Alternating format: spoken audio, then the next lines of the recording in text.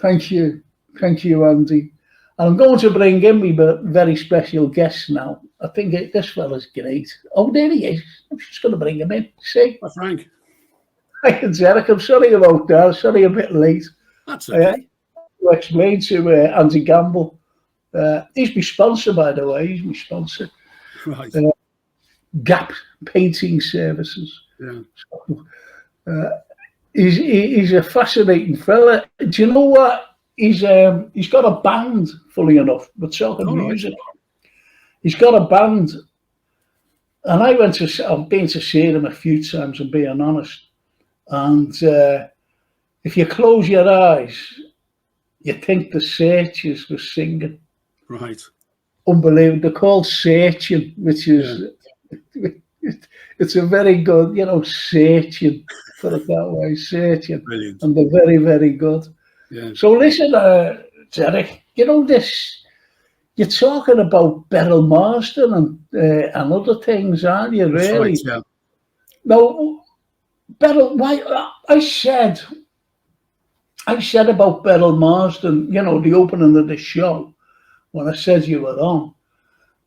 Beryl Marsden, in my opinion, was far better than Cilla Black, yet she didn't go to the heights of Cilla. And she's still going today, isn't she? Oh, absolutely. Absolutely. And it's quite interesting, really, you should mention Cilla Black, because it very nearly was the other way around. Beryl Marsden was the one that you've heard of, as it were, the big international star. Because, she, from the age of about 15, she was singing with bands like The Undertakers and Lee Curtis. And she was well respected around the clubs of Liverpool in the early mid-60s. And Bob Wooler, the guy at the, bouncer manager at the Cavern, he actually introduced Beryl Marsden to Brian Epstein.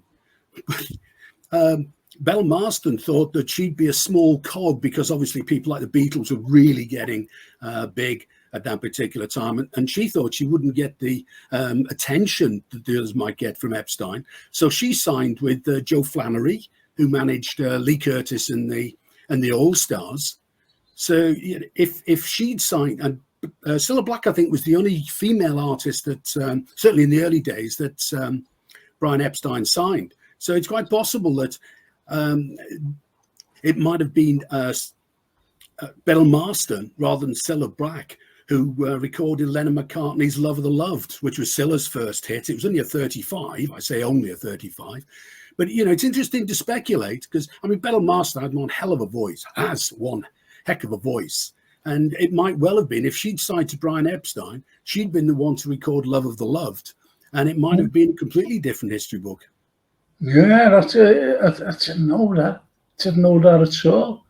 Do you think, with the likes of Beryl, do you think that there's other people who really, really, like the Big Three? I remember and the Dennisons.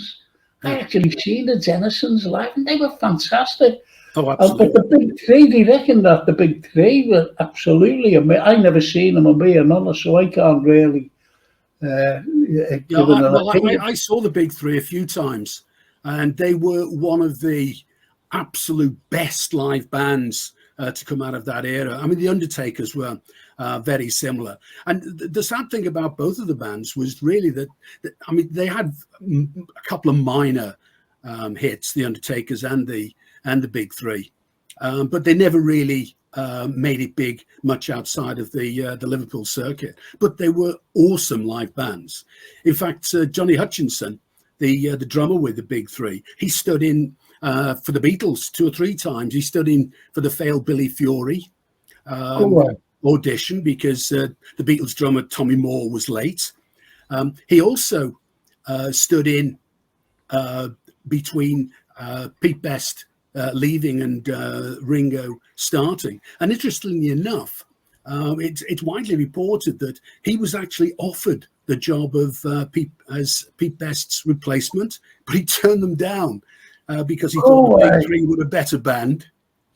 Go away. And yet, as I said, when I mentioned that, as I said, when I mentioned the Big Three, loads of people around my age, you know, seeing them and when they were like groupies to them, to be honest. Oh, And they said were that awesome. fantastic. They said I that mean, they really came out of a strong pedigree as well. There was a band called Cass and the Casanovas, Brian Casser, and he actually did some national service in Germany in the late 50s, 57-ish, and he formed a skiffle group with Bill Wyman, who found some degree of fame with the Rolling Stones. Go away. Yeah, and then he came back to Liverpool, formed Cass and the Casanovas, and they were another well-respected club. I've heard of them. I've heard of them, you know, Cass and the Casanova. Can I just say that, what can I say? It's evening, Eric. And Andy Gamble says, funny enough, it's Lee Curtis's birthday today. Lee Curtis and the All Stars, what a band. And wasn't it more the connection regarding Scylla and Ringo, why she made it, as opposed to Beryl, says Andy. And he also says, didn't Farron and Flamingos once front the big three? Yeah, he did. He was in one of the later. There were 2 or 3 lineups. Basically, what happened was when Brian Cass of Cass and the Casanovas, he went off to London to find his fortune there. He ran a club in Soho called the Blue Gardenia, and he also formed a band called Casey Jones and the Engineers, and Eric Clapton famously played with them for about 7 gigs, and Tom McGuinness was with them as well before he went on to Manfred Mann. But the other thing about the big three that's worth mentioning is Johnny Gustafson. I mean, he had a heck of a career. I mean, he was with the Merseybeats after the big three. But after that, he was in a prog band in the late 60s, early 70s called Quatermass with Mick Underwood. And also, he was the first, I think, to record the Jesus Christ Superstar recording very early on before the stage show, I think it was. And he played Simon Zealots, and Ian Gillan played Jesus Christ. And he went on to Roxy Music, of course. He recorded 2 or 3 albums with them, Stranded, Country Life, Siren. He was with the touring band for a while. And then he was in various incarnations of the Ian Gillan band. So, you know, I mean, the big three's got quite a pedigree one way and another. Yeah, it's surprising me all the time. It's just surprising me. And they were, you know, mentioned the big three. And you mentioned there, funnily enough, the Undertakers. I always seen the Undertakers, besides the Searchers, that is, in the Iron Door. Yeah. Absolutely brilliant. They were a brilliant band. And, you know, as a young kid, you know, going to these gigs and just looking at these people, the likes of Rory Storm, and unbelievable. The Mersey sounds, as you know, you're a historian on the Merseybeat era. It was just phenomenal. It really was phenomenal. The Mersey sound, even like I always remember around the country, people were trying to impersonate the Liverpool accent. Absolutely. I mean, there was nothing quite like it. I mean, what happened when, the Searchers are a great example. I mean, they were very, very successful, as you say, Mersey band. And they were they were effectively the house band at the Iron Door. They were sort of to the Iron Door what the Beatles were to the Cavern. In fact, I mean, they did a recording, made a demo recording there that they then successfully took to Pi. And that was how they got their recording contract.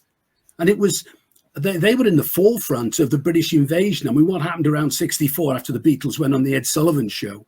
The British bands really took off. But if you look at the ones that were successful in the first wave, if you like, it was mostly Liverpool bands, people like Jerry and the Pacemakers, the Searchers, Billy J. Kramer. I mean, technically his backing band was from Manchester, but everybody thinks of Billy J. Kramer and the Dakotas as a Liverpool band, yeah.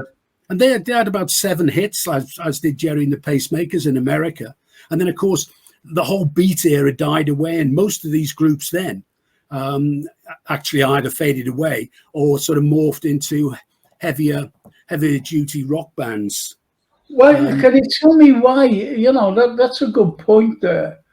You know, because it went on the decline, didn't it? Is it because of the glamour of the London Lights, you know, the Rolling Stones and all these, that the focus then went on to London, and that was the start of the decline? That's what I have always thought. Right.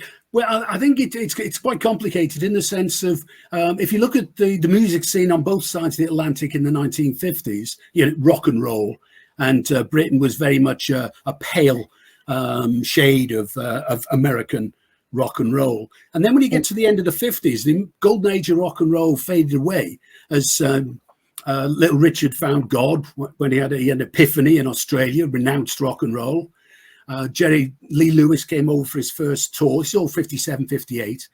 And it turned out that the young lady with him was his wife, who was his cousin's 13-year-old daughter.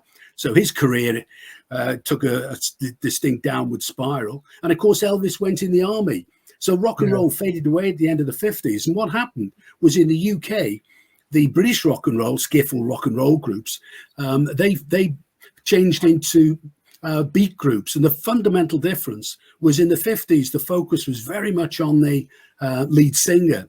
But the beat groups, the focus was very much on the beat, on the group. I mean, sometimes there was an individual lead singer, but very often, you know, Jerry the Pacemakers, the Beatles, you know, they played guitars as well as being lead singers. And what happened was in America, that didn't happen at all.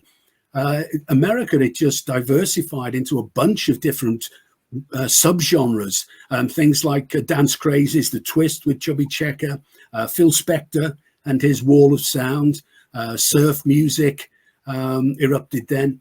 And it was around 65, 66 when really the music scene on both sides of the Atlantic came back together again with rock music.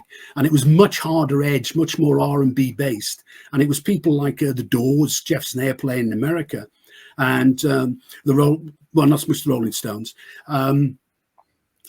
Jimi Hendrix, technically American, but he beavered away for 3 or 4 years in America, getting absolutely nowhere. Chaz Chandler, the Animals ex-bassist who decided to go into management, brought him to the UK, and the rest, as they say, is history. Oh, did Chandler, did he actually bring him into Britain? Yeah, Yeah, the Animals had finished their career basically with a tour of America, and I think it was I can't remember her name.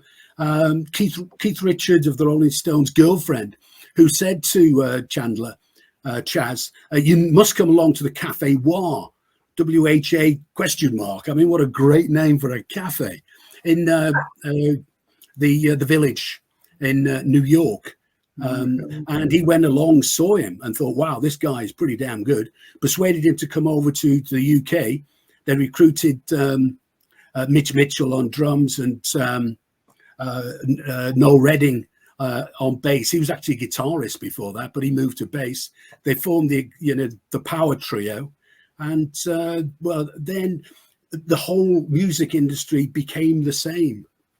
I mean, America. Can I read out a few comments? I think just let me read these out, please. Okay. Just a comments about what's going on now.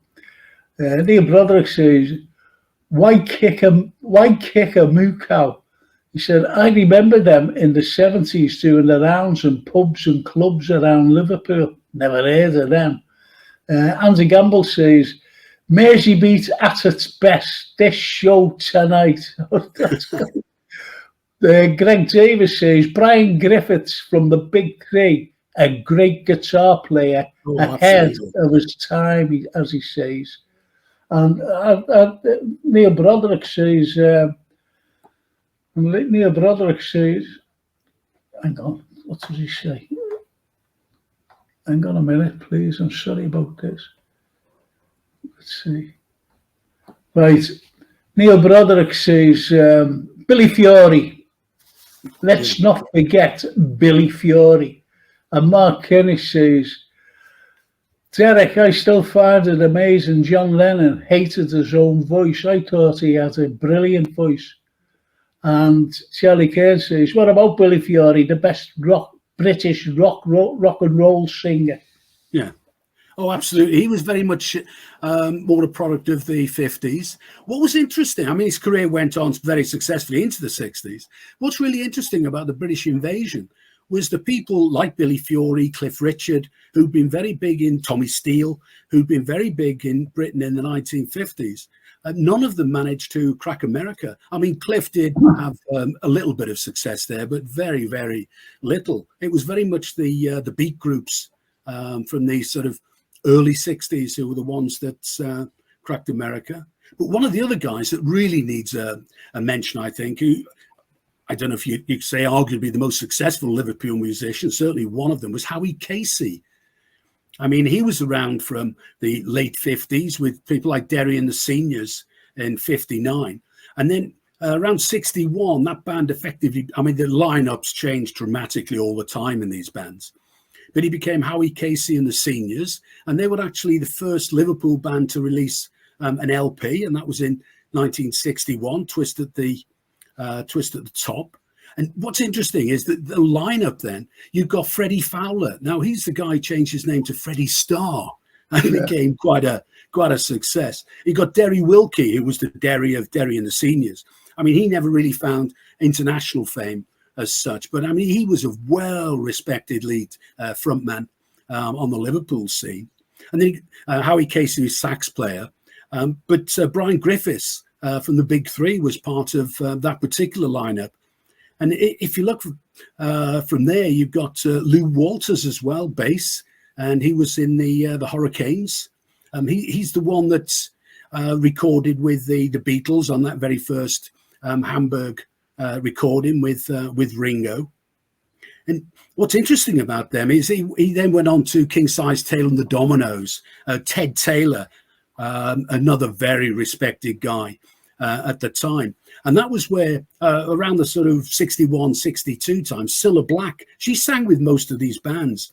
And I saw an image of a business card, and I loved it. It said, King Size Taylor and the Dominoes with Swingin' Cilla. I thought that was great. And before I go, there's loads of comments coming through here. Right. No one mentioned my poem that I read out, though. That it was only one. Josephine Whittaker from Hollywood, she's in LA. She said it was a lovely poem. And that was about it. No one else said, he never even said, oh, get off. But anyway, I'll just read out. I'm going to ask you the question first because I might forget it. Then I'm going to read these comments out. So think about the question. Okay. Who is the best band?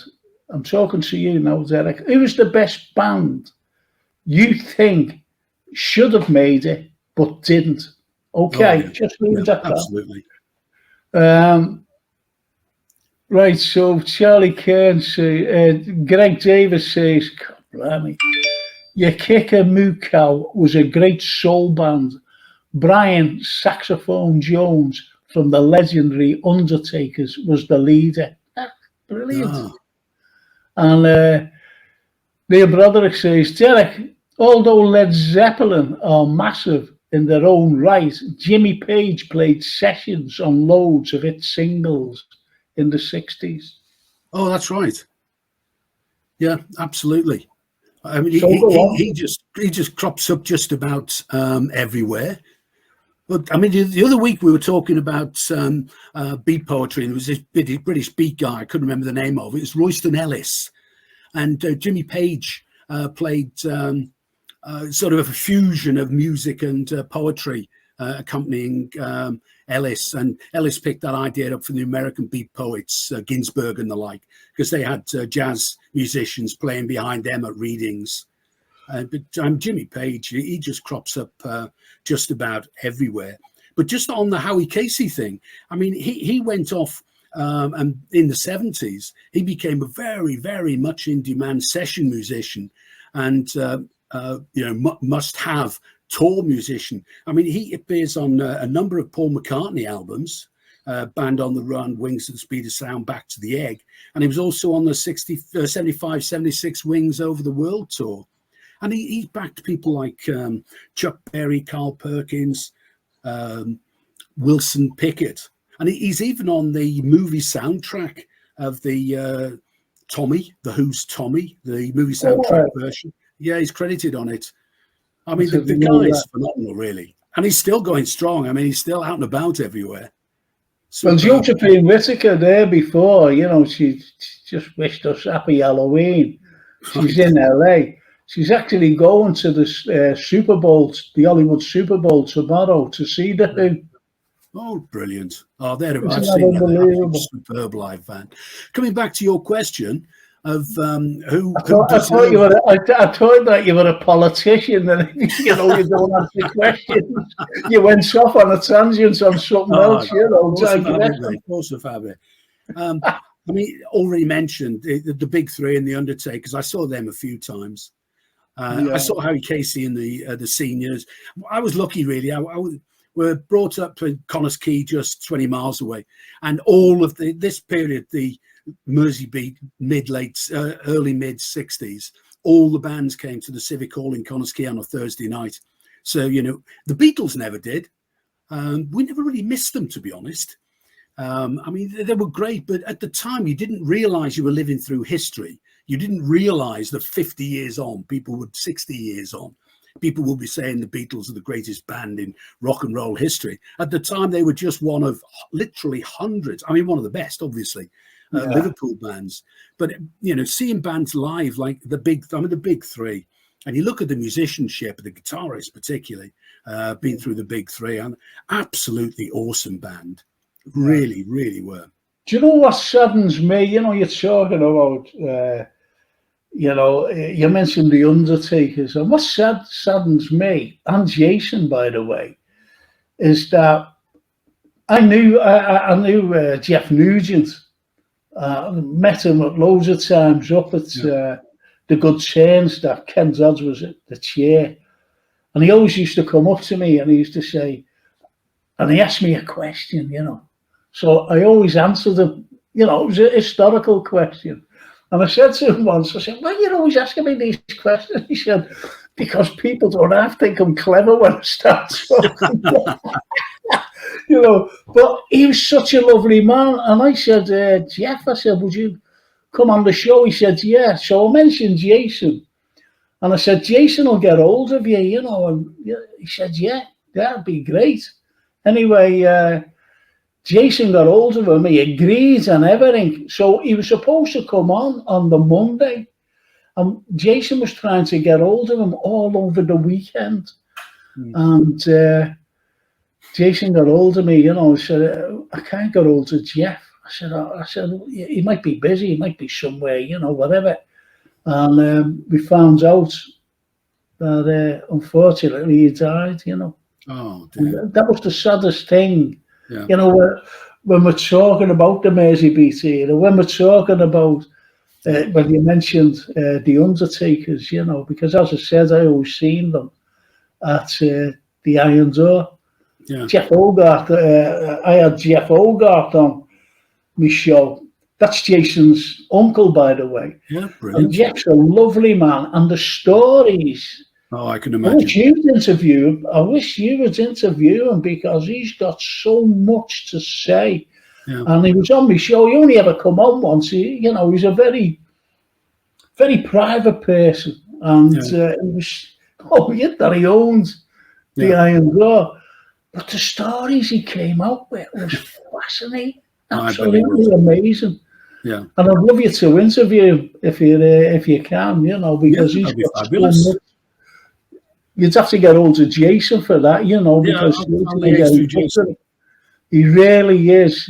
You know, look, what I mean by you're the historian of, you know, the Merseybeat era. It's like your book and everything else that you've written, Rock'n'Roll Unravelled, and what you're saying tonight, because it's fascinating. People, they're all talking about everything, you know what I mean? Yeah.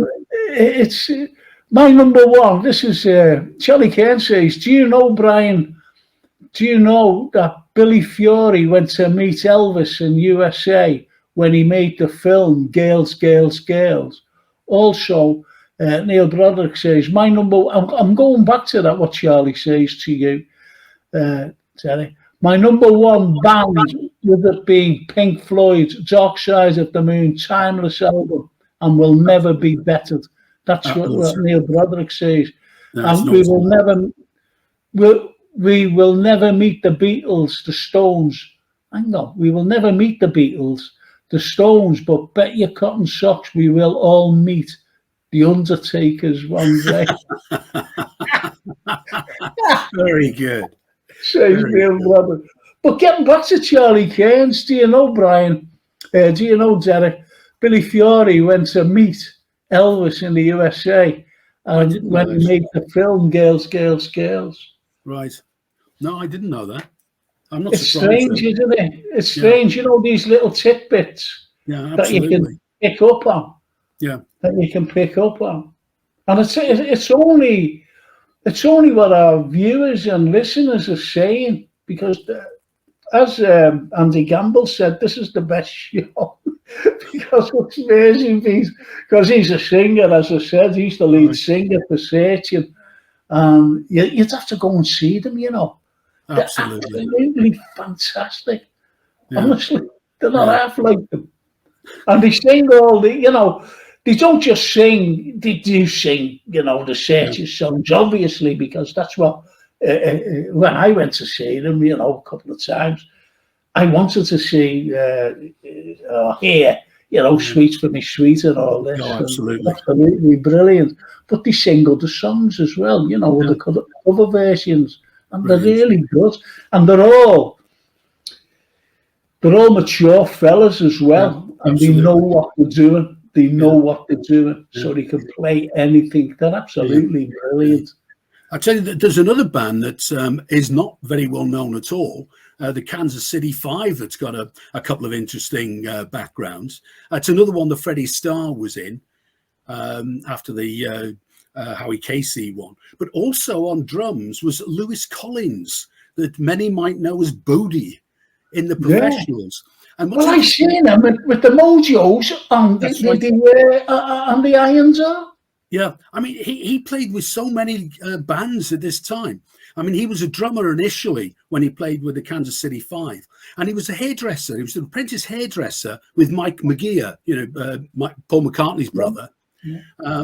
And they used to, well, the story goes that when Pete Best was moving on, Mike McGeer suggested to Lewis Collins that he should audition for the vacancy in the Beatles. I mean, he never did because he knew Mike McGeer very well. Apparently, they used to do some writing together, and I dare say, you know, they did some performing together. So that's another contender that may have been a Beatle.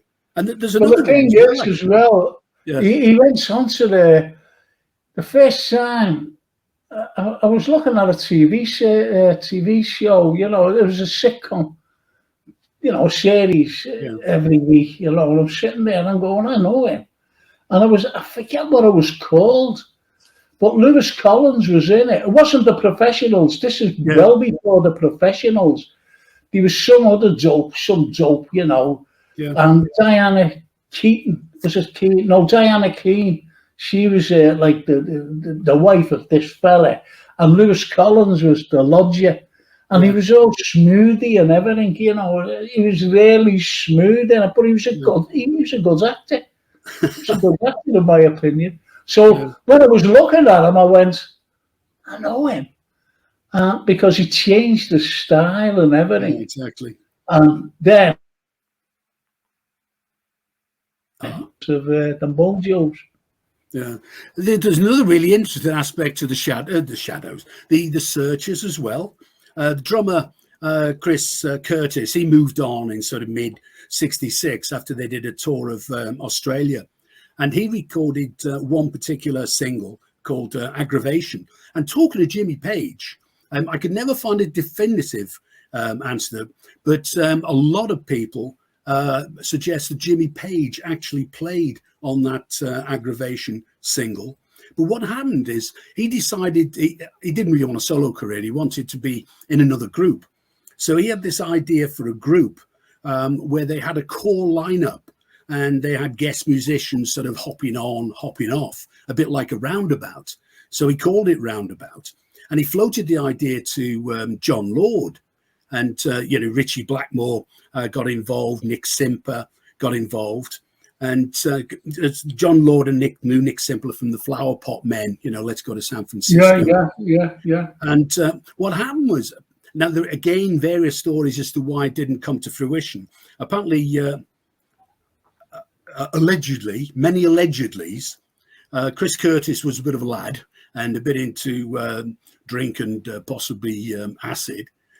And apparently John Lord came home because he was staying with John Lord in John Lord's flat. And apparently John Lord came home to his flat one night, found it completely decked in silver foil, even the light bulbs. And what happened was that, Chris Crummy, who he really was before he was Chris Curtis, he decided that he'd had enough of the project and moved on. Other stories suggest that he was getting a little bit too heavy duty for some of the other guys. So was he jumped? Was he pushed? I don't know. But I mean, without the Searchers, there would be no Deep Purple. And I think that's incredible. Wonderful. Can I ask you something? A couple of things there. Right. Was Crummy his real name? Yes. Or was it a nickname? No, it was his real name. And apparently when he joined the Searchers, I mean, they started as a skiffle group back in 57. John McNally was the first one to have the group called the Searchers. And Mike Pender was in, apparently lived sort of down the street a bit as it was. And he had his own groups, the Wreckers and the Confederates and the like. And about 59, they got together, John McNally and Pender, and formed a duo. And that was when Chris Crummy joined them. And I think it was Mike Pender. It was one of them that suggested that perhaps you ought to think about a stage name. So, he became Chris Curtis.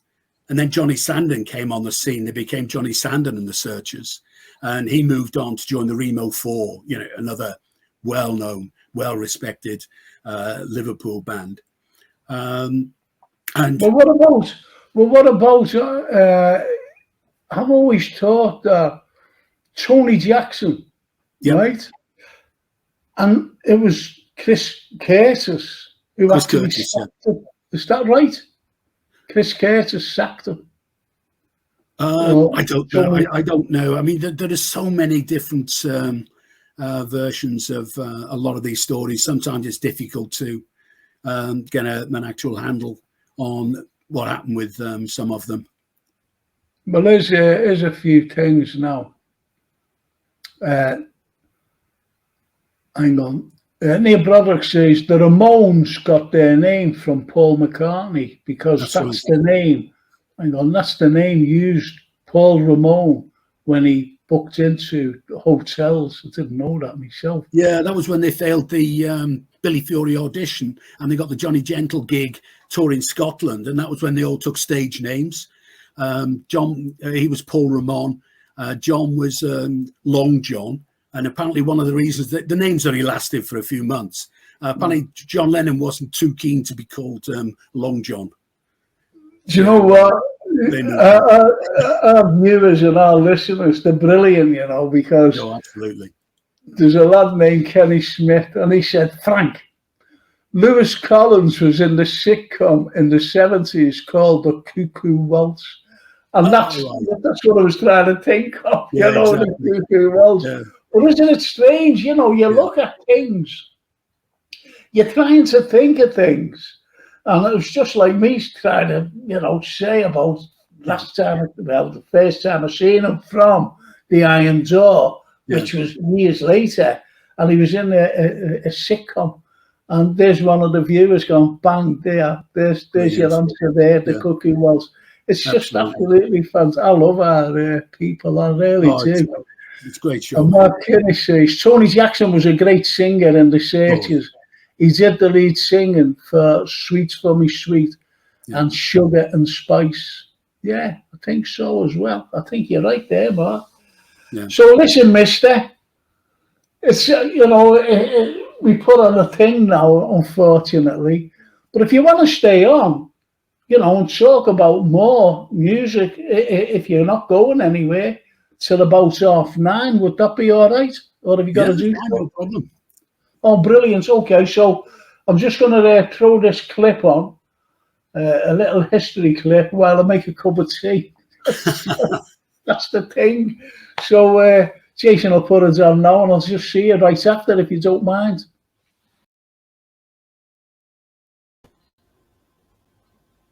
I hope you like that. Vincent Sadler. Funny enough, the Christ, the church that he was buried in, the grounds.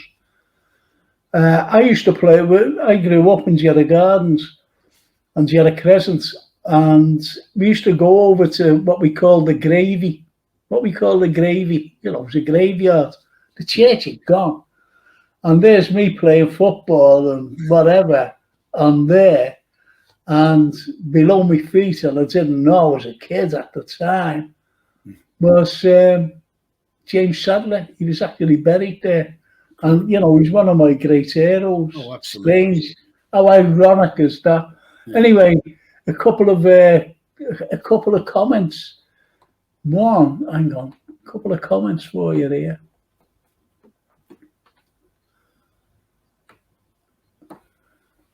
It's on that. Excuse me, I'm sorry.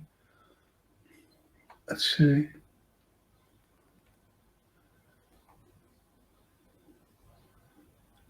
I'm sorry about this. Just want to read a couple of things, and I'll get right back to you. Love it when I read that John Lennon first went to the cabin as the quarryman, and he started doing rock and roll. The manager said, "Cut out the rock and roll." That's Mark Kinney said that.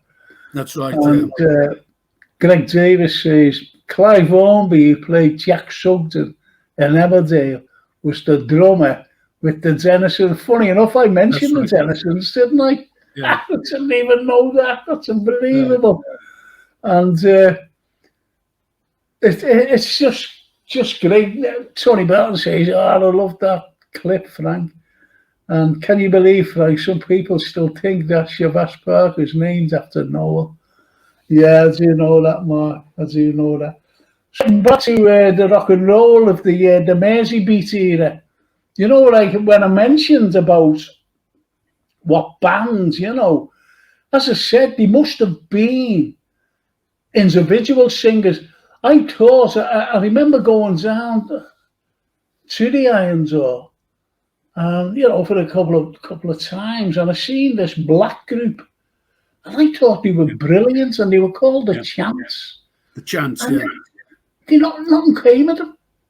Yeah, and they were a vocal group, and people like the Beatles used to provide a sort of musical background for them. But they're great. They had 3 or 4 singles released. I don't think any actually managed to grace the charts, but they were great. But they were more like a Motown group than a that's right. Group. Because it was like that's what me and my little mates thought at the time.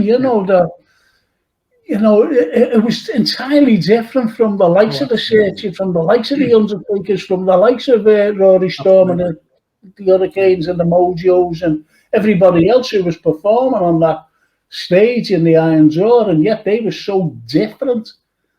They were so different, from the music that we were accustomed to, yet we thought that they were great. You've gone quiet. You haven't froze, have you? No, you haven't gone into the politician modes, have you? No, not at all. No, the other thing that Beryl Marsden's interesting is that, she released about 5 singles in the sort of 63, 65 kind of era. None of them managed to chart. And in 69, she tried changing her name to Lynn Jackson, and she released a single called Sad Songs as Lynn Jackson. I don't think that was particularly successful. But she did go on to team up with Rod Stewart in Shotgun Express at the back end of the, sort of 66, 67, before Rod Stewart was famous.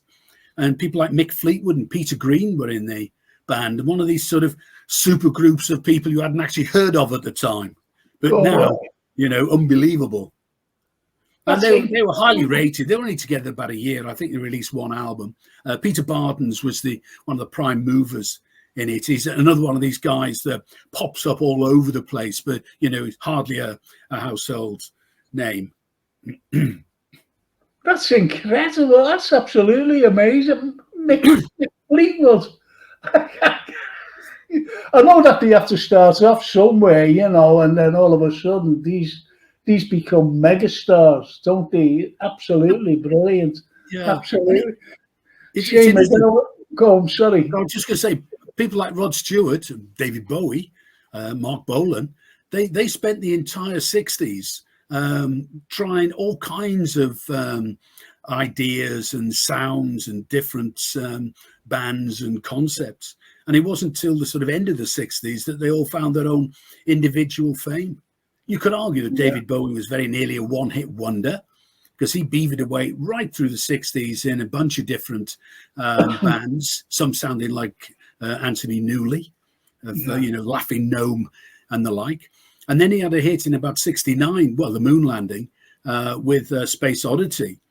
And it was another 2 years before he had his next hit, Starman, because he was really lucky that glam rock broke, and it just suited him absolutely down to the ground. So, of course, with glam rock and the Spiders from Mars, Ziggy Stardust alter ego, he just became, well, one of the biggest names in rock and roll history, I suppose. Yeah, I thought he was great, Bowie. I really did. Do you know, like, you know, the like this glam rock. Yeah, it was totally different from like 69. You know, when we came into the 70s, then all of a sudden we started to see other generations as glam rock for it to be honest. Right. Yeah. I remember going to I was trying to impress this girl, you know, as you do when you're young. And she said to me, shall we go and see, you know, I said, yeah, Not the Hoople. Oh, they're a brilliant band. And I said, yeah, okay. And they were on the boxing stadium. I said, yeah. And why I said, yeah, I'm being honest, was Hawkwinds was on. I loved Hawkwinds, you know. So anyway, I said, yeah, okay. So we went, and we got there early, sat down, you know, as you do, and all of a sudden, you know, these warm-up bands, you know, came up. And one of them, I found out years later, I'm talking years later, one of the supporting bands was Queen. So I actually seen Queen, you know, before they became Queen of, or the king of rock and roll, if you like. Incredible. And yes, and what I remembered about it, to be honest, Eric, was that I said to Pauline, I said, you know what? I said, they were great. All the support bands were great. Besides the Hoople, they were phenomenal. And so was Hawkwinds, you know. Absolutely brilliant. Just loved it. And you know, you can go to gigs, you can go to these things. As you said, you know, when you mentioned, especially Mick Fleetwood and the likes of Bowie and, you know, everybody else, that people have seen these when they were just starting off, or when they were, well, more or less nothing. Absolutely. And, you know, they've forgotten, you know, they are. As I said, years later, someone sent an email, because I mentioned it on a show, and someone sent an email and said, Frank, I was there that night, and, you know, with Not the Hoople and Hawkwinds, and Queen was one of the supporting acts who you mentioned, you know, about the supporting acts being brilliant. So what do you think of that? It's great. Funny enough, I saw Not the Hoople at the boxing stadium in Liverpool as well, and they were on the same. They were second on the bill, and the top of the bill that night was Free, David Kossoff and the like, and absolutely blown off the stage by Mott the Hoople. I mean, Mott the Hoople was so loud, raucous, heavy duty that when Free came on with a much more laid back, bluesy sound, you know, they never really quite got off the ground. But it was it was a great evening. It's something I've always wanted to find out, funny enough, and you just mentioned his name, David Kossoff. Right. Was David Kossoff the old David Kossoff who was the actor? You know, he's in numerous films. No, it's Paul Kossoff, isn't it? Yeah, I always make that mistake because I remember David Kossoff so well. Is that I just said it, didn't I?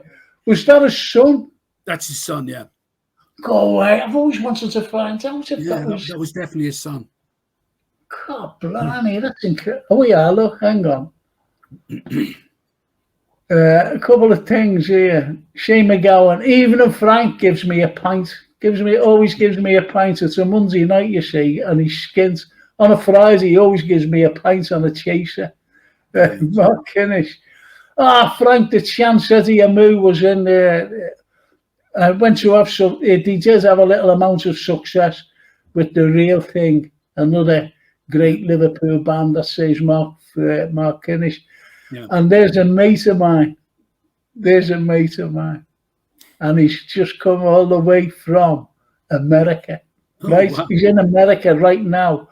Right. And it's Paul McDonough, a.k.a. John Lennon. And he says, hello from the Atlantic off the coast of America. What's he doing there? Have you ever, do you know Paul? Do you know Paul McDonough? No. He was in the Backbeat Beatles. Oh, right, I know. I went to see them, you know, and absolutely amazing. He is John Lennon. Brilliant, yeah. He looks John Lennon, sings John Lennon. Yeah. And it's just everything, John. That is incredible. Absolutely amazing. And he just says there, hello, he's swimming. He's swimming the Atlantic to get back to me. That could take him 5 or 10 minutes. And I'll take him 5 or 10 minutes. But what a performer. What an absolute performer that Paul McDonough is, you know, because he's one of these lads. I haven't heard from him for a while, you know, and he must be away. Obviously, he's away. And I just made up that he's okay. Oh, he's on a cruise. He was in New York yesterday. He's on a cruise and was in New York yesterday. That's not too bad, is it? Yeah. But that's what he does now. He sings on cruises, goes on cruises. That's got to be a great life. Of course, you know, and the world. Well, through the pandemic, unfortunately, you know, cruising had stopped and everything else. And obviously, Paul, you know, he couldn't go on them, but he did a few gigs in that, you know, in and around. And that's what he's like, Paul. He's a sweetheart, to be honest. Yeah. And he said, "Thank you for the compliments." That's what he said. And heading for Charleston. He's heading for Charleston. I wonder if he can do the little Charleston dance while he's down there while singing, you know, Perfect. Get back at something. Yeah, exactly. So listen, Derek, you know, talking about like the Beatles, you know, I know that this will be an odd question, right? For one to answer right away, and it's about the Beatles. What's the best album that you bought of the Beatles? What's the best? That's a really tricky one. I think actually the one that will always stick in my mind, I really do love, is Pepper. A lot of people really rate Revolver. Yeah, Revolver's often rated as the best. But I think if I only had the one, it might well be Pepper. And that's partly because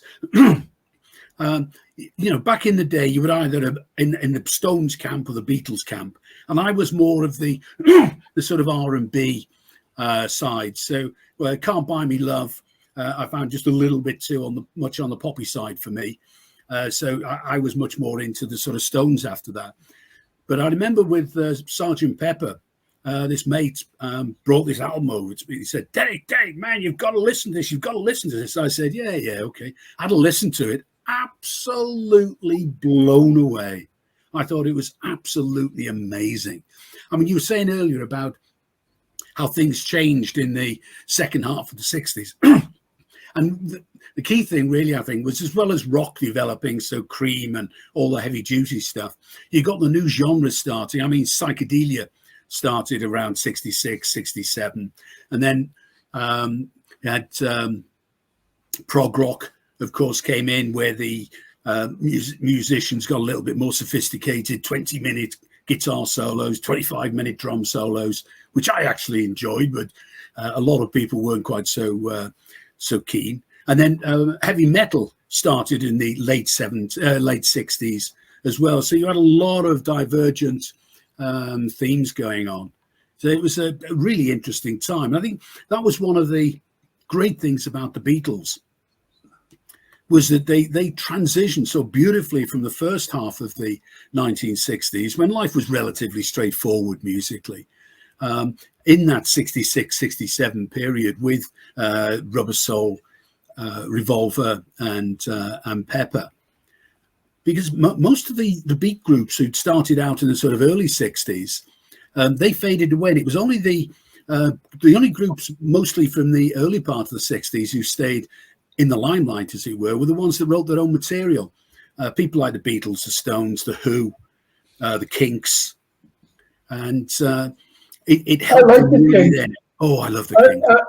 I like the Kinks. I thought they were great. And I think one of the finest songs, and they wrote it because it happened.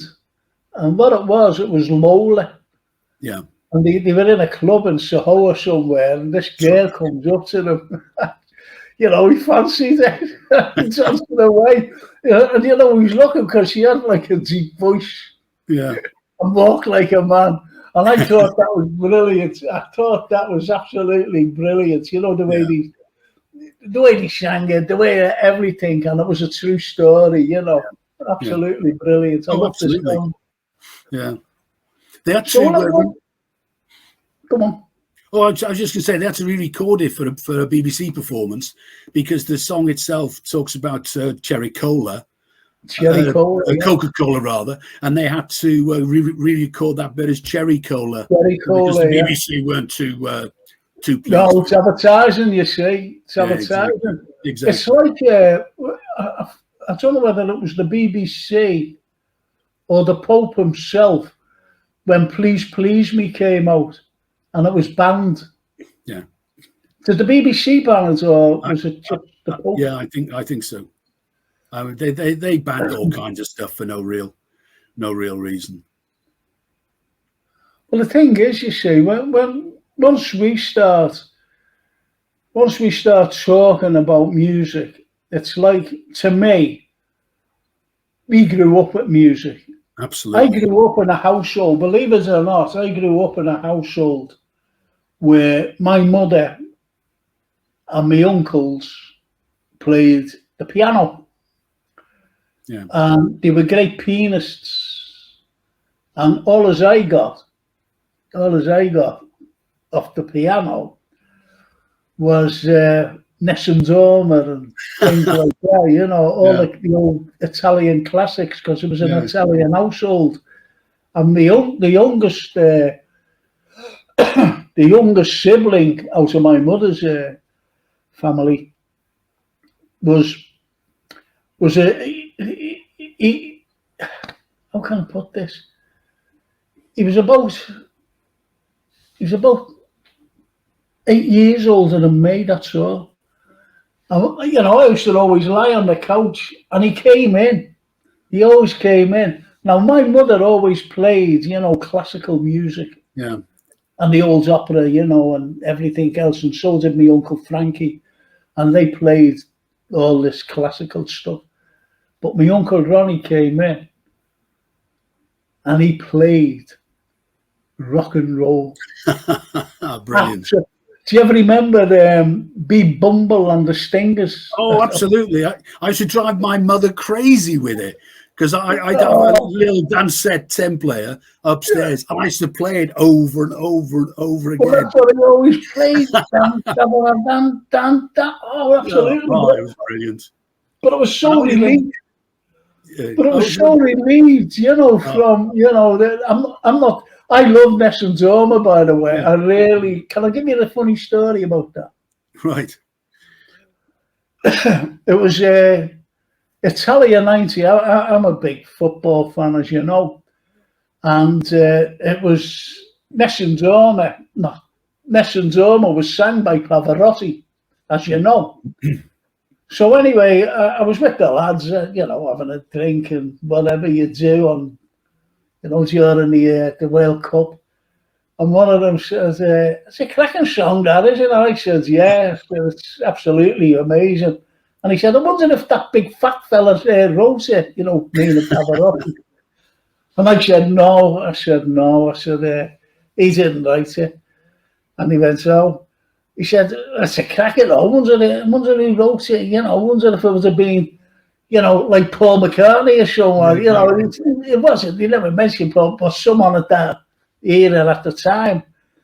And I said, no. I said, it was a fellow by the name of Puccini.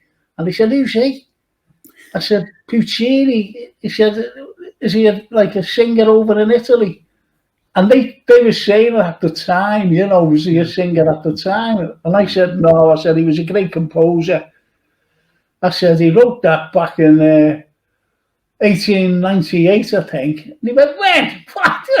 He thought I was taking the Michael. He said, I said, no. I said, it's Puccini. But, it's great when you can actually relive, like you, obviously, you've been surprising me tonight, and I've been surprised by the lads on there, talking about certain things. And it's great to know about music. We grew up with music. I grew up with music.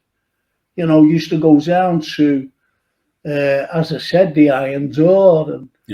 And the doors were open in those days, around your neighbourhood. And you could hear the music belting out. Absolutely amazing. And so that's how we grew up, especially me, because as I said, there was a piano in our house. And I love classical music. I love my opera and everything else. And it's only through growing up listening to that. Yeah. But also listening to like my Uncle Ronnie and B. Bumble and the Stingers and the Beatles, obviously. Yeah. I mean, it's funny you should say about hearing music through open doors and things. One of my first musical memories was I'd probably be about, 8 years old or something. So this is sort of mid-late 50s. One of my little mates at the time had an older brother, as people did, older sister. So they were the ones who were buying the music. And I always remember walking down the street and through summer's day, so the windows are all wide open, and through the bedroom, but it must have been his brother's bedroom, little Richard, I think it was, I can't remember which one it was, probably Tutti Frutti, and it was playing. Oh, whoa, what is that all about? And I think one of the things about growing up in the 50s and the 60s musically is everything was new. You were hearing it brand new for the first time, like there'd never been anything like it before. I mean, when rock and roll came along, like your mum and dad were listening to, Mantovani and all kinds of lightweight stuff on the Light program. And then, of course, the 60s came along, everything changed again, and it just kept changing. Around 65, The Who came, and they were a sort of bridge between the beat groups of the 62, 3, 4 era and the rock bands of the 65, 6, 7 era. People like the Small Faces and The Who, they weren't really beat groups, and they weren't really rock bands at that time. They had this, it was the whole mods thing was picking up on American soul music and American white rock and roll music. Gene Vincent was a big idol to the mods. And then, you know, you get to the second half of the 60s, you've got psychedelia, you've got all kinds of other things coming in, right up to through to punk. And I mean, Slade, talking to glam, we were earlier. I was never a big Slade fan at the time, but I've got a lot more into them since. I do a little bit of dealing in vinyl, 50s, 60s, and 70s vinyl. And I was at a fair some while ago now. And this guy brought a collection of, must have been 30 Slade and Slade associated singles. And we did a deal for it. I thought, well, I can probably mark them a bit there. Won't make a lot, but, you know, it's always good to keep stock flowing through. And I listened to them. So I always try to listen to stuff I've never heard before. I thought, oh, this is pretty good. And I really quite got into them. I, you know, really quite like Slade now. I mean, they are great. I mean, Noddy Holder, what a voice. Absolutely awesome.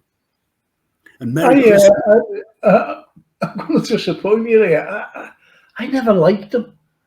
And to me, he shouted a song, come on, feel the noise. You know, and that's to me. And I know, you know, people, I know loads of, I was working over in, I was teaching actually over in Germany. I was at this, where was I? I always forget the name of the bloody place. But it was carrying on with the you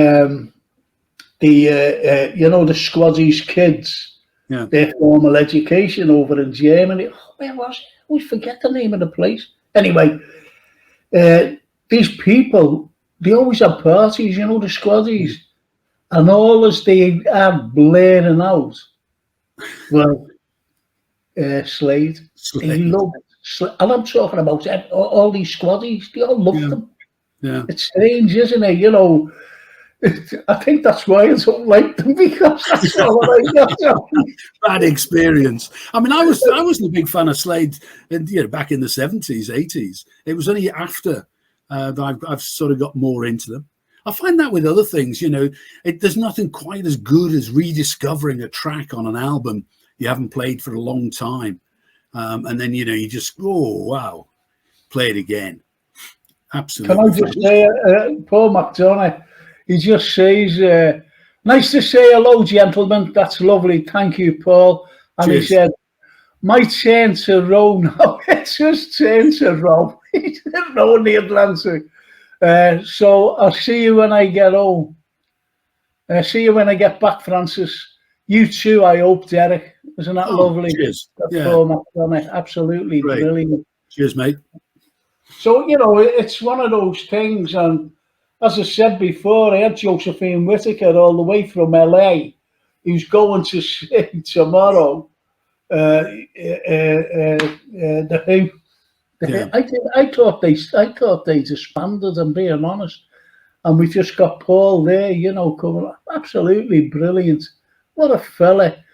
I love the man, but he just went away. He just left. Where's Paul? What's happened? But I made up that he's okay, and he's back on the stage again. And he just says, I don't know, Kenny Smith says, was it Ryan Adderley, Frank? No, it wasn't. No, where was it? It wasn't Mount. No, was it? No. It'll come to me. He's talking about where I actually taught. Could be Dortmund, could it? I think there might be some army bases, or were some army bases in Dortmund, because I know my uncle was based there. And around there, He did national service there in the Dortmund area. Mainz. Oh, was it Mainz? Yeah. Sure, it was Mainz. Was it Mainz? Well, anyway, it was around there somewhere. I tell you what, though. I'm not being funny. Ari's saying I'll explain, because I said I haven't seen him for ages. I haven't heard from him. Thanks, Paul. Do explain. I'll see you when you get home. You don't be worrying. And safe journey, by the way. Paul, safe journey. Do you know, I was invited to a thing, and it was this beer keller, and we were all in there. You know, I was the teacher, you know, of their kids, if you like. And we went in, And this happened to me twice. Twice this has happened to me. And I went into this beer cellar, and they were talking to these gentlemen, two gentlemen, very smart and very, their English language was second to none. They were perfect in everything, not even an accent. And they were former SS people. Oh, right. Former SS. Yeah. I didn't want to get involved in that sort of, like, the shoot stuff. I didn't want to get into. I just didn't want to get involved and talk to them, because I'm a historian, as you know. Anyway, another time, I go to this place with this girl named Gerda, right? And when Gerda showed up, she looked so. This Gerda one, right? She was a lovely girl. She was, and very smart, and had long blonde hair, very long, and big blue eyes. And so she said to me, "Would you like to go with me?" I said, yeah, okay. Where do you want me to go? So anyway, she said, "I'm going to a festival. If you'd like to come with me." I said, "Yeah, made up." So anyway, we go to the Black Forest, and when we get there, there's this road that leads through, and this was a forest, leads through, right through. So we're going and traveling down. I said, "Well, where are we going?" But before I tell you, when she showed up, like, to go, I didn't recognize her. And I'm looking at this girl, coming down. And I'm going, because I'm just sitting down, on a bench. The roads, I'm getting picked up. And so she said, "I'll meet you at the back." I said, "Okay." So this girl's walking down, and I'm looking at her, and I'm going, "God, blimey, fancy walking out with that." And what it was this girl dressed in, German costume. Yeah. And it's very bulky. It really is. And she had like a split part here, right in the middle. And her hair tied back in big plaits, hanging down like this. I'm looking at her going, and I went, "No, it's her. It's her." I was going to get up and walk away. She said, "Hello, Frank." And I went, "Yeah, hello." So we went into this, like, little van it was. Yeah. And when we get through to this forest, we're walking there, going down. And I said, "Where are we going?" And she said, "You will see. And then we get and there was this massive, and I'm talking about, it was the biggest log cabin you're ever likely to see. It was huge, and I'm talking about huge. And so that was there. There was before you got to it, there was all these tables and chairs, benches, not tables, but chairs, benches all over the tables. And they were all having beer, So, I'll have a go at that. And anyway, we goes into this place. And as we go in, we're all sitting on these benches, and it was huge inside this log cabin. It was huge.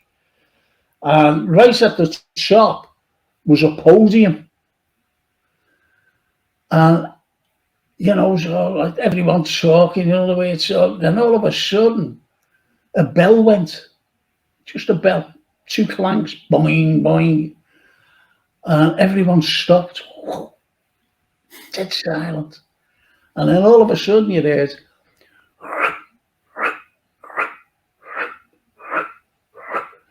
and there was these young fellas, right, all marching along. Then They had pulled these chairs out at the top of this huge long table, and they pulled these chairs out and they were standing there, you know, very erect, very still. And then you heard from both sides, and it was older gentlemen, very old gentlemen, you know, in the suit. They were all very smart, and they were all these young people were neo-Nazis. Oh, wow. And the older gentlemen, you know, were from the Wehrmacht. Yeah, exactly. You know, and I said to this girl, I said, listen, I can't stay here. And she said, oh, you must. I said, no. I said, I can't. I'm getting off. So anyway, I got off, and they wouldn't let me out, you know. Yeah. And I said, I've got to go. I said, I don't understand German. I said, I've got to go. Do you understand English? He said, yeah. I said, well, you know, I've got to go. Anyway, I got off, and I walked. It must have been about 3 miles long, this, you know, the road that we were coming down in this van.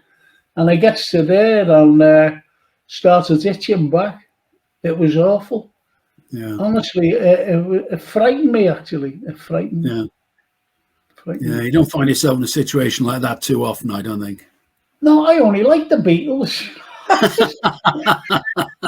You know what I mean? I only like the Irons Are and the Undertakers, but yeah, and the Star Club would have been a lot of fun, I expect. Yeah, well, that's it. It's funny enough. I was going home. I was coming home, and these lads were going to Hamburg, and they said, "Do you fancy call?" I said, "No, I've got to get to Venlo. I've got to get to." Do you ever remember the Bader-Meinhof gang? I do, yes. Well, I was in the van. I was in a car with these fellas. I was getting back to Zeebrugge, to be honest. I'm itching away from Germany. And all of a sudden we got to Venlo, and the car was surrounded because I was with fellas. I had long hair, I had a beard, you know, more or less dressed the same. Yeah. And should have seen these police. Yeah. They thought we were the Bader-Meinhof gang because they were scouring Germany for them at the time. Yeah. Because they blew up somewhere, they were stopping everyone. Yeah. And someone noticed that there was a carload of fellas with long hair and beards, and that's how they were. Yeah, because I was seen as subversive then. I mean, beards now just sort of hip, but back in the day, I mean, they were very much seen as subversive. Yeah, especially with long hair as well. Yeah. You know, not back in this country, but there. Oh, because they were, they were activists, weren't they? Radicals. Oh, yeah, very much so. Very dangerous activists. Well, they were killing people, weren't they? Blowing places up, cars and the like. But I tell you what, I've never been so frightened in all my life at that, the border with Venlo, getting into, Holland, Venlo. Yeah. They just pulled us, frightening. And I'm talking with guns, not just like stopping you like that and saying, they kind of see your license. It was get out. Yeah. Well, especially if they think that, you might be a terrorist. I mean, you're going to be dealing with some heavy-duty police people.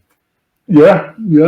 And that's why, to be honest, I never ever went back to Germany because it frightened me, to be honest. It really did. It frightened me. Yeah, I can imagine. It's just one of those things, that happen in life.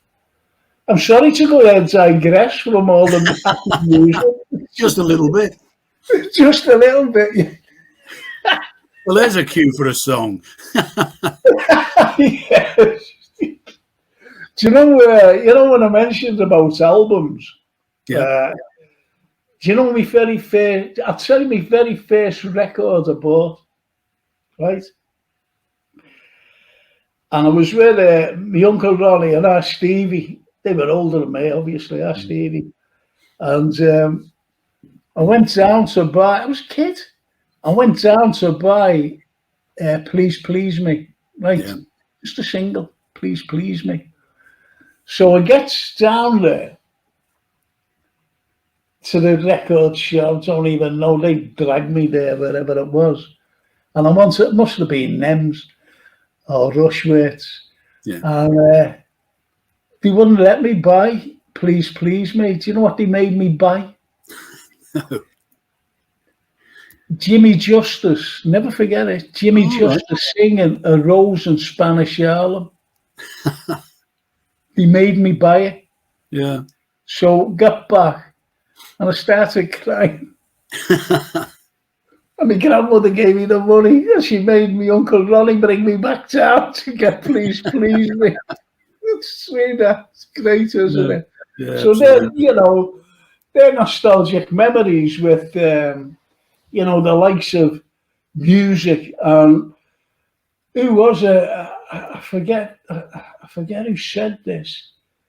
And it said, if music could be the language of the world, there'll always be peace.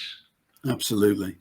I wonder if someone like Oscar Wilde, I'm not quite sure now, but you know, think about it. And it's only like what Shakespeare said, you know, if music be the food of love, play on.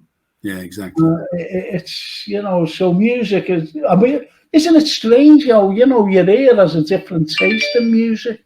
Yeah, absolutely. The other thing I find great as well is particular songs, you know, often take me back to a very specific situation. Yeah. And one of the ones I remember is Dion's Runaway. Brilliant, love it. Always takes me to Real Fairground when they used to play it on the waltzers and the other ones. Yeah. And every time, even now, I hear that, I think I'm back at the fairground. And you can smell the diesel, and you can smell the diesel. Yeah, and I remember I bought this Skull and Crossbones ring for 2 and 6pence.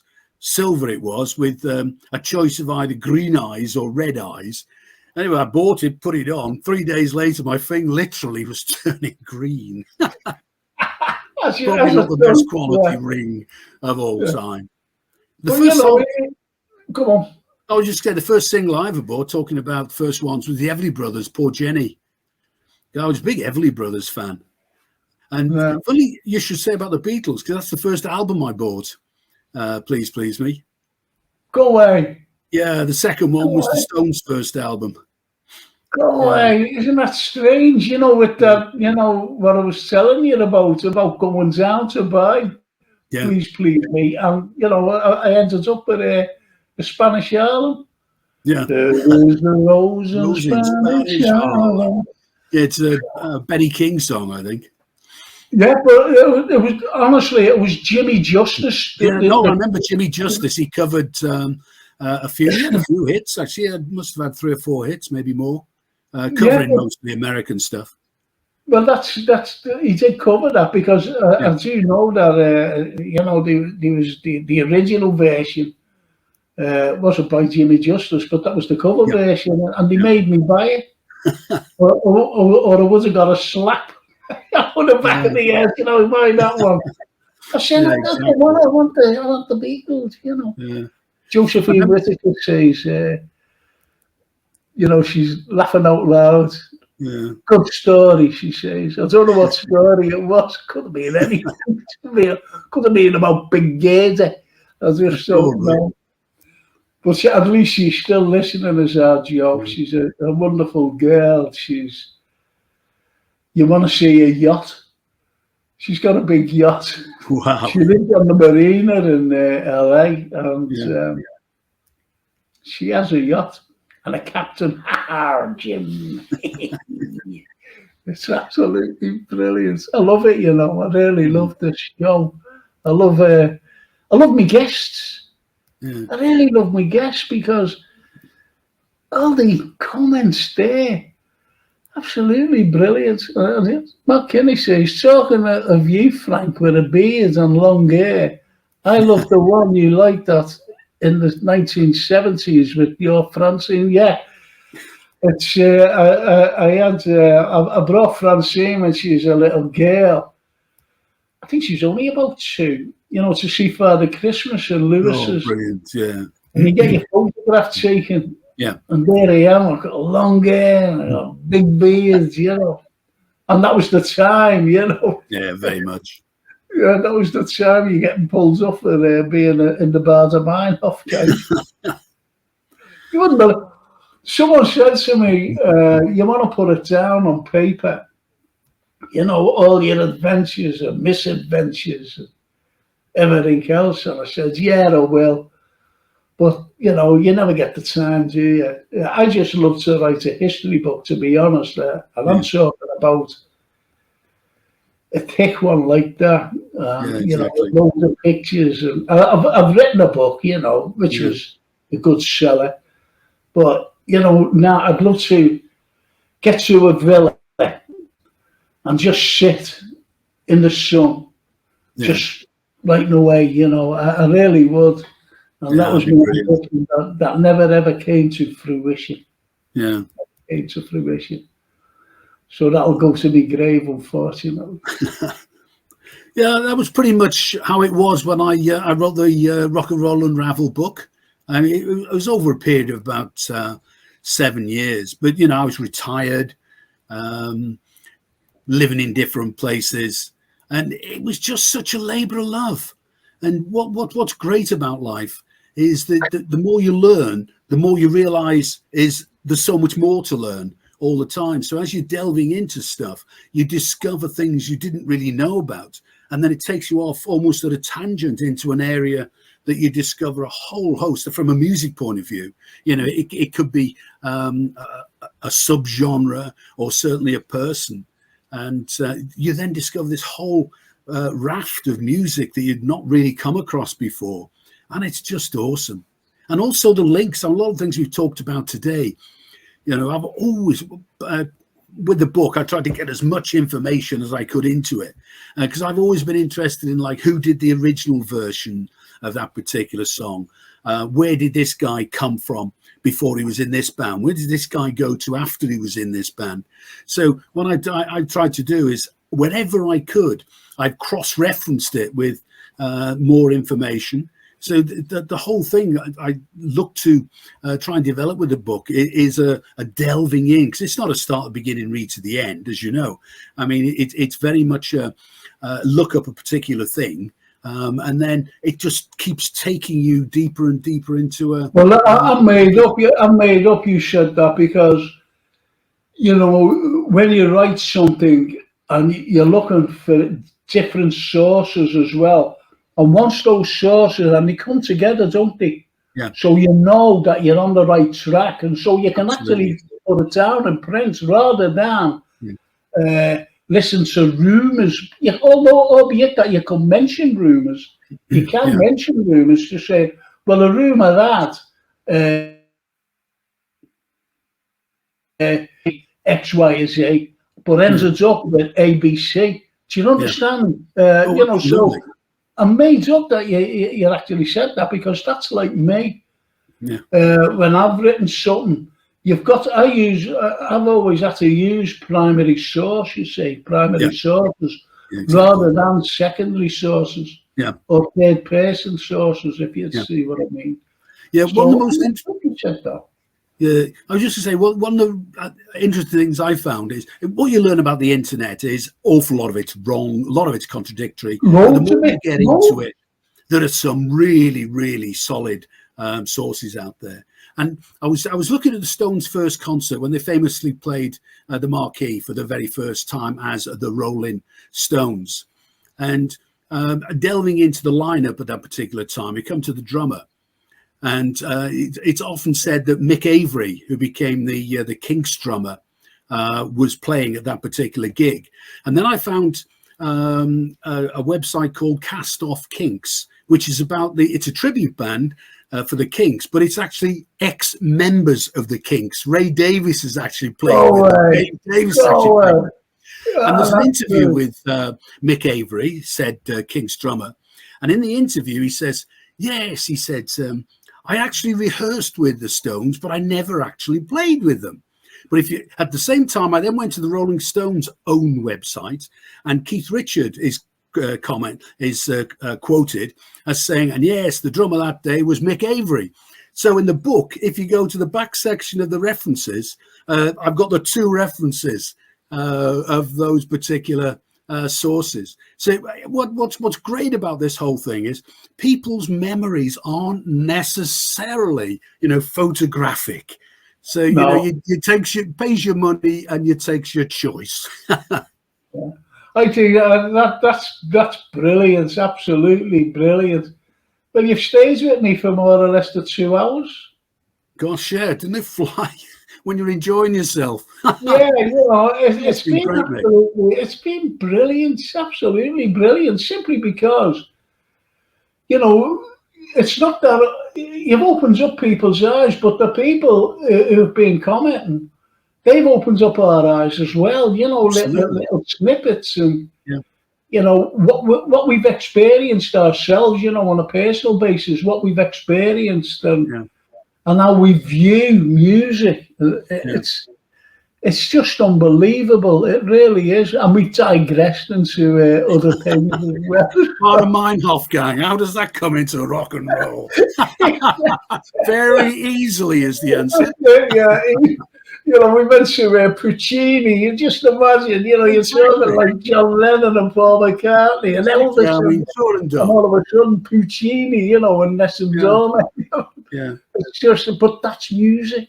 Absolutely. That's music. Do you know when I get depressed? Everybody gets depressed no matter what. Absolutely. Do you know what? I put a bit of music on it, and it's classical music. And it gets me out of it. And do you know what it is? It's Tchaikovsky's 1912 Overture. Oh, that is an awesome piece of music. 1812 Overture. It's absolutely brilliant. Oh, yeah. Because the cannons go. Crescendo at the end. Yes, you've got the crescendo at the end. Absolutely brilliant. And do you know what's great relaxing music for me is the Four Seasons. Oh, right. I love the Four Seasons. Not the Four Seasons. Vivaldi. Yeah, Vivaldi. Yeah, that's such relaxing music. Yeah. And when I want something more, you'll have to come and see me. Yeah, you'll have to come and see me, visit me, because I've got a mix on YouTube. And I just play me mix, and it's brilliant. And Runaway is one of the songs. Yeah. And the ones that so I've got all these type of things that make me happy. And yeah, exactly. I'll tell you the great bands before we finish. Excuse me. The great band, ELO. Oh, yeah. And have you that like Don't Bring Me Down and Rock and Roll is King. That's absolutely fantastic. Yeah. And can you tell the viewers and the listeners about Rock'n'Roll Unravelled and where they can get it, please? Yeah, it's a book what I wrote. Tells the story of rock and roll from its roots, so back to Robert Johnson and the like, to 1970s punk. It's very much dipping out kind of book. It's in 3 parts. The center part is it happened on this day. So all of the things that happened on the 1st of December up and down the years are on that particular day. That's then cross-referenced into a timeline that gives you every one of those items, thousands of them, but it puts them into context. You can see genres ebbing and flowing. You can see careers coming and going. Then it's cross-referenced again into the 3rd part with the pocket histories, and it just pulls it all together. It's why you can just keep moving around the book. You can get a signed copy from me on the website. It's been going across the bottom, rock'n'rollunravelled.com. It's also available in bookstores, so you can order it. Probably won't be in stock, but you can order it at any UK bookshop, or Amazon is another good way to get it. And for people who are listening outside the UK, I'm happy to ship from the website anywhere. And of course, if you are outside the UK, Amazon is probably a good place to to look for a copy. It'll be, to be honest, what you're describing there, it'd be like a good reference book, wouldn't it, really? It is. It's actually in a lot of libraries. It's in Liverpool City Library. There's a copy there. I live in Harrogate, and there's a copy here. It's currently in about 10 libraries, and both the loaning side and the reference side up and down the country. But it is, I mean, what's interesting is a lot of the people who've had it are because a lot of the books I've sold at book signings, and a lot of those have been in record fairs. So an awful lot of the people who buy the book are musicians or people who are really interested in music. And to be honest, I mean, it just gives me a heck of a kick every time, somebody says, "Oh, that's awesome. That's really good." And it's people who are really into music. I get a kick every time I sell a book, and I get an even bigger kick every time somebody says, "Oh, I enjoyed that. That is really, I showed it to my dad, I showed it to my son," whatever, and they thought it's fantastic. In fact, one guy bought it locally, bought a copy, and his son saw it. And he loved that. So, copy to the son. His mate saw it when he came around, because it's a sort of coffee table kind of a book. And he loved it, so he's bought one. And it's just brilliant. I love it. Well, that's I think that's a great story to end on, to be honest, because as you know, we've come to the end of this show. It's been absolutely amazing. It's the likes of one of the lads on there mentioned about the cuckoo waltz. Yes. Hey Frank, he was in the cuckoo waltz, Lewis, and also I don't know who it was, a lad named Griffiths. I'm sorry, I forgot your first name. Who actually mentioned about the Denisons and the fella who played Jack Sugden. That's right. Clive Hornby, was just brilliant. And these are things that. Yeah. And Lewis Collins, who'd have thought, watching the professionals, that he'd been, up and down the Liverpool groups back in the day as a drummer and a bass player. Who'd have guessed it? And you know what? He could have really become James Bond. He was actually considered to be James Bond, was Lewis Collins. Absolutely brilliant. Anyway, Derek, it's been wonderful. It's been a pleasure, having you on, and the people loved you there, because I'm just ending with this last quote, or last comment, and it's from Mark Innes. Great show, Frank and Derek. Such an amazing show as always. Also including Jason. A big thank you to take care to you all. Isn't that lovely? That's a lovely quote. So listen, you come back on again, surely. Oh, absolutely! I'd love to. With more, like insight into certain things. Absolutely brilliant. I love the Merseybeat era. Brings very nostalgic for me, as you can imagine. So it'd be great to have you on in a week or two. Is that okay with you? Yeah, that'd be fabulous. I'll liaise with Jason. Big hello to Jason. Yeah. Oh, do you know what? Sonny Barton says, great show, Frankie and Derek, and 2 pints each for us there, Derek. Perfect. Kenny Smith says, absolutely fantastic show tonight, Frank. Really fascinating. Thank you. Just imagine if a quote or a comment would come up there, and it says, hello, it's Gerda from Frankfurt. I'm listening to you, Frank. Yeah, exactly. There's no escape in this life. I'll see you in a week or two, Derek, if you don't mind. No, absolutely. Brilliant. And brilliant. Just try and, I don't know, I was going to say, do you know anything? No, I'm not going to. No, I'm just going to leave you to everything. I'm just going to. Do you know what? When we mentioned about, Del Shannon and whatever, yeah. Can you do any things about the likes of Del Shannon, the likes of Dion, and the likes of Bobby Darin and those fellas? Yeah. I mean, one of the things that might do possibly next time, is Jerry Lee Lewis. He died, Oh, of course, brilliant. a week or so ago. And I thought, I mean, that was the period that really, really influenced the likes of John Lennon. I mean, that famous note when he was on stage with the Quarrymen from the manager, whose name escapes me, say, cut out the bloody rock. I mean, they were all influenced by that American 50s era. Maybe what we could do for the next one is, you know, not just the Jerry Lee Lewis story, but to centre it around Jerry Lee, but to look really at that golden age and how it influenced, and some of the original versions and some of the covers. Yeah, absolutely, because there's lots of them. Yeah, you know, you get inspired by different people, and they become role models, to be honest. Absolutely. Until you hit the big time, you know, because the likes of John Lennon, you know, the lads, you know, the Fab Four, they loved Elvis. They loved everybody loved Elvis. Yeah. You know, he started it all, in my opinion. Oh, because we were getting away from the crooners, the likes of the great Sinatra, and you know, these lads. But Derek, it'll be fantastic the next time. Yeah, well, I'm looking forward to it already.